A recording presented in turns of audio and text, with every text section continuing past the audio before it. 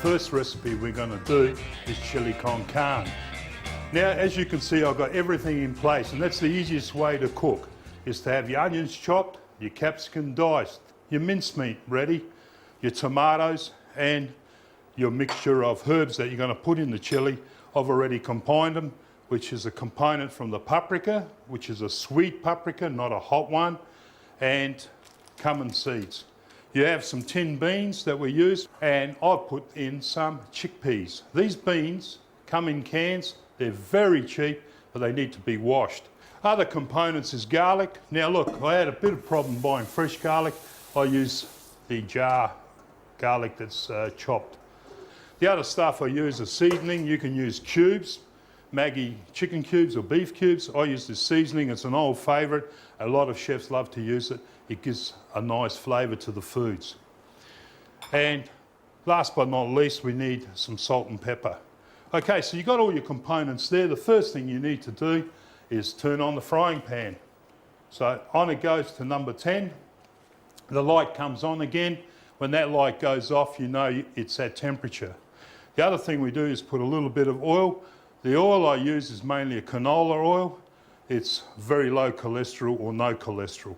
Olive oil is just as good to use as well. A little bit of oil in the pan.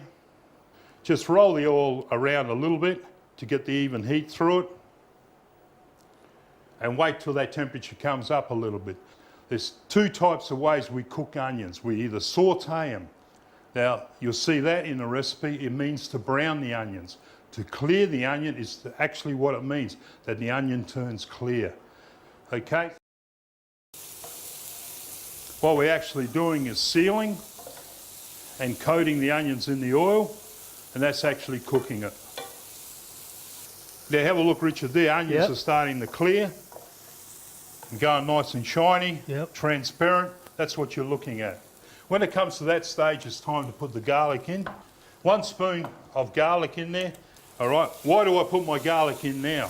Why don't I put it in first? Yeah, what is the reason? If you cook the garlic first off, you burn it before the onions get cleared. So you always put it in second.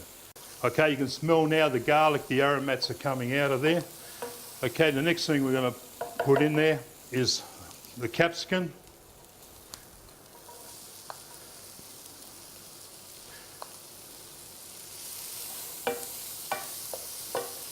Good thing about these recipes, you can stretch them out. They were devised as a cost saving as well, to stop people from going to takeaway and spending a lot of money, as you know. Look, I love takeaway, you love takeaway. Once a blue moon, it's fine, but not every day. The other thing with the recipes, they balance out to about $22. In other words, you can feed a family of 12 to 15 for $22. So that's about $2 a serve, which is great. Yeah. All right, now the fragrance is going. The capsicum is nicely coated. See that nice colour, the oil over it? That's what you're looking for. You're sealing all the freshness in. I've got a good mince here. This is an average mince, average price. I mean, it's not the full, no fat mince. There's a little bit of fat in there. Because as you know, the less fat you have in your mince, up goes the price on it. Yep. Okay, but it's a very good quality mince.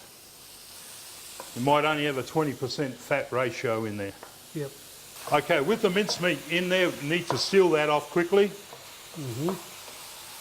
Break it up with a wooden spoon. And also to colour it. All right, the mince is starting to get a little bit browner. And that's what you want. So we got the garlic in, we got the capsicum in, we got the onion in, we got the mince in. What other veggies could you put in there if you wanted to change it around? You can put carrots in there. Carrot, celery. Celery, your favourite, yes. What else? You could put leeks in there. Cabbage, sorry. Cabbage would be at the end. If you did, it would be at the end. Because cabbage got too much water in and makes the dish too watery.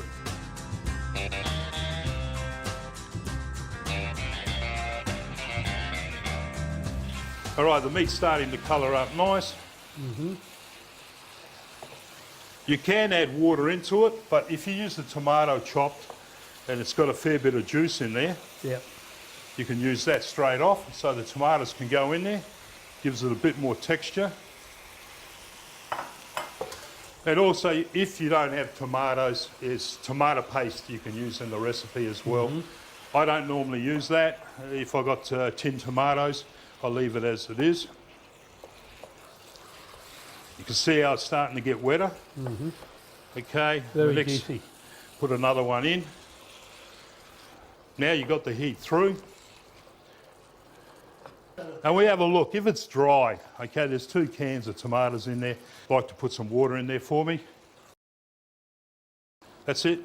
When you've got a nice mix, nice colour, always cook with a bit of salt. And when you use the salt, always in your hand, so you know the amount that you got in there. Don't go sprinkling it around. You don't know how much you're putting in there. Yeah, yep. Okay, and you run the salt around.